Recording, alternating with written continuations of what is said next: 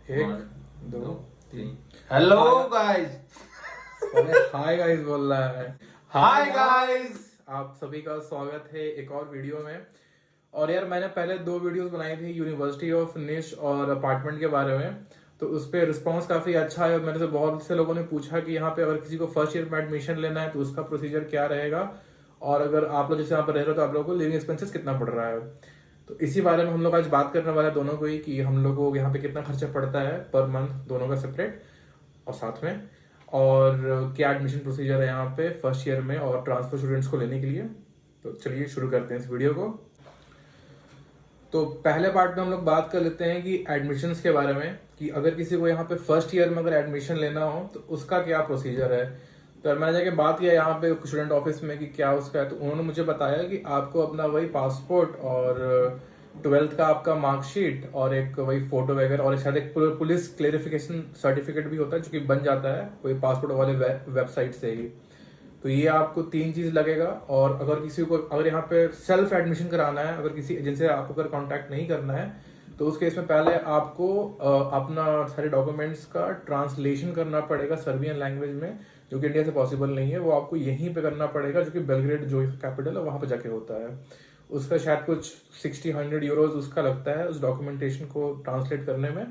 और फिर वो आपको यहाँ पे लाके जमा करना पड़ेगा फैकल्टी ऑफ मेडिसिन के अंदर, और फिर आगे का प्रोसीजर स्टार्ट होगा और आपका एडमिशन होगा। ये मतलब मोस्ट की स्टेप है यहाँ पे फर्स्ट ईयर में जिस किसी को भी एडमिशन करना है।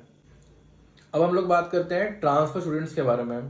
तो जैसे कि मैंने जाके पता किया था यहाँ पे, तो पहले तो वो उन लोगों ने मुझे बताया कि यहाँ पे सीट्स बहुत ही लिमिटेड है, बहुत ही कम है ट्रांसफर स्टूडेंट्स के लिए 4th-5th ईयर में। सेकंड थर्ड में फिर भी पॉसिबल है, पर इसमें मुश्किल है, लेकिन हो सकता है अभी भी, ऐसा कुछ श्योर नहीं है।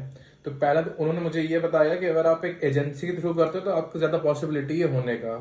खुद भी कर सकते हो, खुद में करने में कुछ नहीं है। आपके पास जिस किसी ने भी यूकेएन से पढ़ाई किया है तो उन्हें पता है कि ट्रांसक्रिप्ट डॉक्यूमेंट होता है, तो वही आपका मेन डॉक्यूमेंट है। उसके लिए आपको अपने ट्रांसक्रिप्ट का पहले ट्रांसलेशन करना पड़ेगा, जो कि शायद इंडिया से भी पॉसिबल है। वहां के आप जाके नॉर्मल ट्रांसलेशन आप कर सकते हो, नोटराइज कर सकते हो, ठीक है। और वो फिर यहाँ पे लाके आपको चेक कराना पड़ेगा।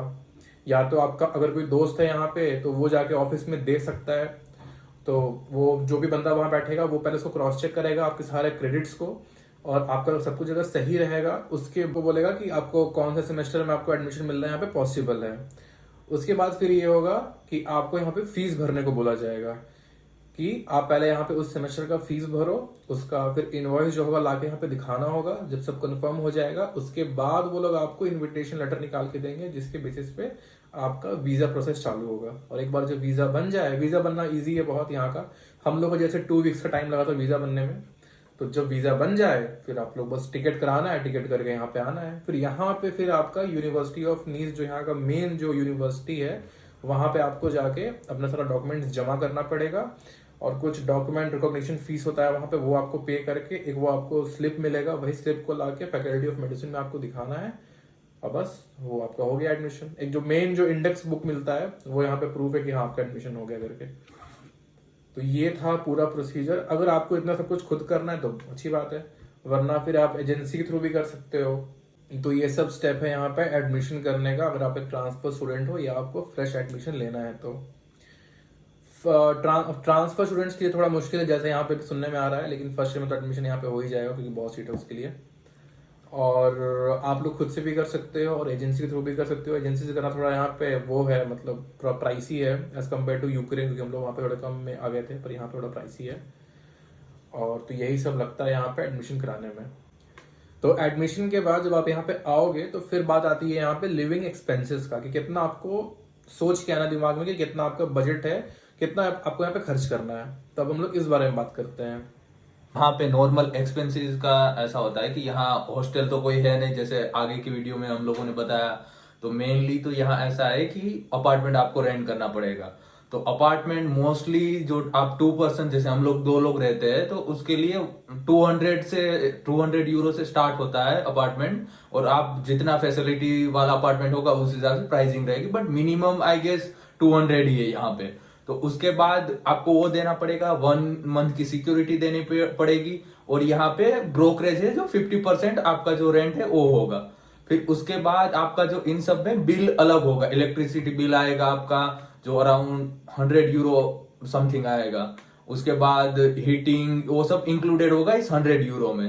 पानी का बिल ये सब बिल या इसी में होगा। फिर हम लोग उसके बाद बात करते हैं खाने पे, कि मेन तो वही स्टूडेंट यहाँ पे क्या खाएंगे और कितना उसका रहेगा बजट। तो उसमें हम लोग देखा जाए तो हम लोग दोनों मिला के 80 यूरो ईच डालते हैं। तो उस चीज में हम लोग दोनों मतलब 3 टाइम का अच्छे से खा लेते हैं कि बेसिक पूरा सामान, और 3 टाइम का अच्छे से हम लोग मानो कि दाल चावल रोटी सब बढ़िया से बना खा रहे हैं यहाँ। 80 यूरो इनफ है एक स्टूडेंट पे, अगर उसको नॉर्मल अगर घर का खाना खाना है। यहाँ बहुत बाहर रेस्टोरेंट भी है, तो आपको वहां जाना है तो वहां भी खा सकते हैं। तो वो सब 80 यूरो में नहीं होगा आपको। 80 यूरो सिर्फ घर के खाने के लिए है, कि जैसे आपको बेसिक दूध हो गया, ब्रेड हो गया, अंडा हो गया, आटा हो गया, दाल हो गया, सब्जी हो गया, ये सब आपको सब 80 यूरो में आप एक मंथ का 2 या 3 टाइम आराम से खा लोगे। फिर उसके बाद हम लोग अगर बात करें बाहर के, अगर निकलोगे तो क्या क्या आपको खर्चा आ सकता है। तो पहला है कि ट्रांसपोर्टेशन। तो यहाँ पे बस का है कि 80 RSD लगता है आपको एक बार में कहीं से भी ट्रैवल करने में। लेकिन बस यहाँ पे अगर आपका घर बहुत दूर है यूनिवर्सिटी से तभी आपको नीड पड़ेगा, वरना यहाँ पे बस लेने का कोई नीड नहीं है। हम लोग सब लोग यहाँ पे वॉक ही करके पहुंच जाते हैं। ठीक है। उसके बाद आता है कि जैसे मान लो कि अगर आपको नॉर्मली कहीं कैफे वगैरह में अगर खाना है तो उसका पकड़ लो भाई, अपने हिसाब से आता है 500-600 RSD भी आपको आ सकता है। अच्छे से खाओगे तो और भी आ सकता है। ठीक है। तो हम लोग जैसा अगर बनाते हैं अपना बजट, कि हम लोग को रेंट, बिल्स, खाना, बाहर का ट्रांसपोर्टेशन, ये सब कितने में आ रहा है। तो ये सब हम लोग जैसे पकड़ते 25,000 अ मंथ। ये मतलब इंडियन रुपीज में, और ये टॉप लेवल है कि इसमें आपको सब कुछ आ जाएगा। अगर आपको और अच्छे से अगर रहना है तो अपना पेड़ बढ़ा सकते हो। और अगर ये है कि हम लोग 2 लोग पे इतना आ रहा है, अगर ज्यादा लोग अगर घर साथ में लेंगे तो उस हिसाब से घर का खाना में बजट आपको फिर कम लगेगा, क्योंकि क्वांटिटी में आता है। फिर आप लोग अपना देख लो भाई कि आप लोग को अगर जो लोग को सर्वी आना है तो क्या सा माइंडसेट रख के आना है, कितना खर्चा करना है और क्या क्या प्रोसीजर है। तो बस यही था इस वीडियो के लिए, एक छोटा सा इंफॉर्मेटिव वीडियो कि भाई जो यहाँ पे आ रहे हैं वो क्या कुछ क्या आना चाहिए और क्या क्या प्रोसीजर है यहाँ पे सारा काम करने का। तो अगर किसी को कुछ जानना हो तो भाई मैंने डिस्क्रिप्शन में अपना वो इंस्टाग्राम का डाल दिया है, वहाँ आप मेरे से पूछ सकते हो, फिर कमेंट में आप मेरे से पूछ सकते हो अगर आप लोगों को कोई डाउट है तो। बाकी का तो भाई ऑल द बेस्ट जो लोग को यहाँ पे आना है, और मिलते हैं आपसे अगली वीडियो में। Bye bye guys, good bye.